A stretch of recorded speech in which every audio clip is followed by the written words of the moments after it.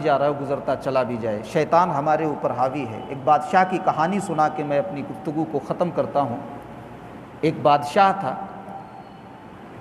جس نے تخت پر بیٹھنے کے بعد اپنے تمام مصاحبوں سے، جو اس کے پاس وزراء رہتے تھے، وہ یہ سوچتے تھے، وہ بادشاہ اپنے وزراء سے، اپنے مصاحبین سے پوچھتا ہے کہ یار بادشاہت کی کرسی ملنے کے بعد تو میں نے ایک عیش کی زندگی گزارنا شروع کر دی ہے، کیا ہمارے رعایا بھی عیش میں ہیں کہ نہیں ہیں؟ ہم جن کے اوپر بادشاہ بنے ہوئے ہیں، کیا وہ بھی جو ہے صحیح طریقے سے سکون کے ساتھ اپنی زندگی گزار رہے ہیں کہ نہیں گزار رہے ہیں؟ تو لوگوں نے بتایا اس کو۔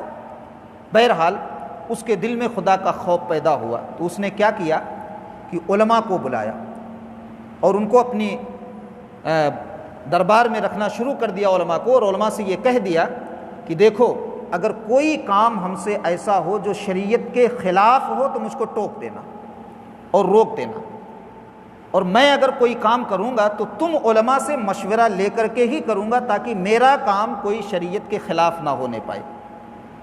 بہرحال اپنے مصاحبین میں اس نے علماء کو رکھا۔ اس وقت بڑے بڑے جید علماء موجود تھے، وہ بادشاہ کے دربار میں رہنے لگے۔ بادشاہ کوئی کام کرتا مشورہ کرتا، تو شریعت کے مطابق جب اس نے اپنی بادشاہت کو چلایا تو اللہ تبارک و تعالی جل شانہ نے اسے 400 سال بادشاہت دے دی، 400 سال کی بادشاہت۔ لیکن ابلیس کے پیٹ میں درد پیدا ہونے لگا۔ وہ تو یہی چاہتا ہے نا کہ تم شریعت کے خلاف کام کرو، شریعت کے مطابق اپنی زندگی مت گزارو، ابلیس یہی چاہتا ہے۔ اس کے پیٹ میں درد ہوا، یار یہ تو بادشاہ بڑا نامور بادشاہ ہو جائے گا، اس کی تو تاریخ بڑی عجیب و غریب طریقے سے لکھی جائے گی اور یہ خدا کا مقبول بندہ ہو جائے گا۔ اب اس کے دل میں درد پیدا ہوا۔ 400 سال کے بعد وہ بادشاہ کے پاس آیا اور بادشاہ کو ورغلانا شروع کر دیا، ہے نا؟ جیسے ہمیں اور آپ کو ورغلاتا ہے۔ اگر ہمارے پاس 10-20 لاکھ روپے ہو جائیں تو شیطان ہمارے ذہن میں یہ خیال پیدا کرتا ہے کہ میاں اب تجھے کیا فکر ہے، تیرے پاس تو پیسہ ہو گیا، جو چاہے کر سکتا ہے کہ نہیں؟ شیطان ورغلاتا ہے نا، اب تو جو چاہے کر سکتا ہے، اگر تو کوئی جرم بھی کرے تو 1,50,000 دے کر کے باہر آ سکتا ہے کہ نہیں؟ شیطان بہکاتا ہے۔ تو یہی شیطان کے بہکاوے میں جب ہم آ جاتے ہیں نا تو اپنی زندگی کو برباد کر لیتے ہیں، اپنی زندگی کو مصیبتوں میں ڈال دیتے ہیں۔ تو شیطان نے اس بادشاہ کو 400 سال کے بعد بہکایا۔ کیا بہکایا؟ انسانی شکل میں بادشاہ کے پاس شیطان آیا۔ تو بادشاہ نے پوچھا تم کون ہو؟ تو کہا میں ابلیس ہوں۔ کیوں آئے ہو؟ کہا ایک مشورہ دینے آیا ہوں۔ کہا وہ مشورہ کیا ہے؟ کہا مشورہ یہ ہے کہ تم جانتے ہو کون ہو؟ تو اس نے کہا میں انسان ہوں، اللہ نے مجھے بادشاہت دی ہے۔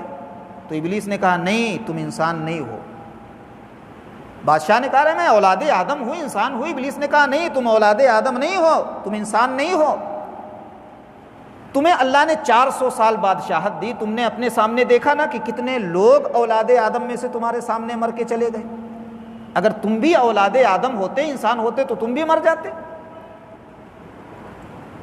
جیسے تمہارے سامنے اور لوگ مر گئے، تم بھی مر جاتے، تو تمہیں 400 سال بادشاہت تھوڑی ملتی، تم انسان نہیں ہو۔ بادشاہ نے کہا پھر؟ تو ابلیس نے کہا تم خدا ہو، خدا۔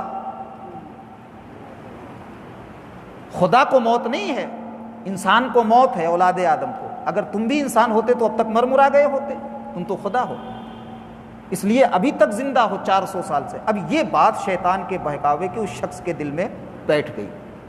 اب ایک دن وہ ممبر پہ کھڑے ہوا، اور کھڑے ہونے کے بعد وہ بادشاہ کہنے لگا کہ اے لوگو، آج تک میں نے ایک راز تم سے چھپایا ہے۔ وہ راز یہ ہے کہ میں انسان نہیں ہوں۔ تم نے دیکھا نہیں کہ تمہارے سامنے کتنے انسان مر کے چلے گئے؟ میں بھی اگر انسان ہوتا تو مر جاتا تھا، تم مجھے دفن کر دیتے تھے، لیکن میں انسان نہیں ہوں، میں خدا ہوں، اس لیے زندہ ہوں 400 سال سے۔ یہ راز میں نے چھپا کر کے رکھا، یہ راز میں نے چھپا کر کے رکھا، آج میں ظاہر کیا ہوں۔ میں انسان نہیں ہوں، میں خدا ہوں، معاذ اللہ تم لوگ میری عبادت کرو۔ لیکن آپ اندازہ لگائیں گے میری گفتگو سے کہ اس کے ساتھ کیا ہوا۔ میں نے ایک کتاب میں یہ واقعہ پڑھا جس کتاب کا نام ہے 200 عجیب و غریب واقعات۔ تو یہ عجیب و غریب واقعہ میں نے اس کتاب میں پڑھا۔ تو جیسے ہی اس نے ممبر سے اعلان کیا کہ معاذ اللہ میں خدا ہوں، تم میری عبادت کرو، اللہ تبارک و تعالی جل شانہ نے ترنت وہیں فیصلہ فرما دیا کہ اللہ نے اس پر ایک ظالم بادشاہ مسلط کر دیا جس کا نام بخت نصر تاریخ میں بتایا گیا ہے۔ بخت نصر کو مسلط کر دیا، اور جب بخت نصر کو مسلط کیا نا تو اس پر جو ظلم و ستم ڈھائے اس بادشاہ پر بخت نصر نے، کہ اس کو مار دیا، اس کو قتل کر دیا، اور قتل کرنے کے بعد جب اس کے خزانے لوٹے گئے تو تاریخ بتاتی ہے کہ 40 کشتیاں اس کے خزانے سے بھر گئی، لیکن موت سے اسے اس کے خزانے نہیں چھڑا پائے، اس کے خزانے اسے موت سے نہیں بچا پائے۔ اب یہاں ہمیں ایک سبق ملتا ہے، وہ سبق کیا ہے؟ وہ سبق یہ ہے کہ ایک بادشاہ اپنے وقت کا عظیم المرتبت بادشاہ ہونے کے ساتھ 400 سال جس نے بادشاہت کی، لیکن اس نے جب ایک قانون خداوندی کو توڑا، جب تک وہ شریعت پر عمل کرتا رہا تو اللہ نے اسے بادشاہ بنا کر کے رکھا، لیکن جیسے ہی اس نے قانون خداوندی کو توڑا تو اللہ تبارک و تعالیٰ نے اس کے ساتھ کیا کیا کہ اس پر ایک ظالم حاکم کو مسلط کر دیا جس کو بخت نصر کہا جاتا تھا، اور بخت نصر نے اس کو تہہ تیگ کر کے اس کی دولت کو لوٹ لیا، جسے 40 کشتیوں میں بھرا گیا۔ تو میں ایک سبق دیتا ہوں مسلمانوں کہ اگر ہم قانون خداوندی کو توڑ دیں تو اللہ تبارک و تعالیٰ اگر ہم پر ظالم حاکم مسلط کر دے تو آپ بتائیں ہماری عیش و عشرت چھن جائے گی کہ نہیں چھن جائے گی؟ ہمیں غلام بنایا جائے گا کہ نہیں بنایا جائے گا؟ ہمیں گولی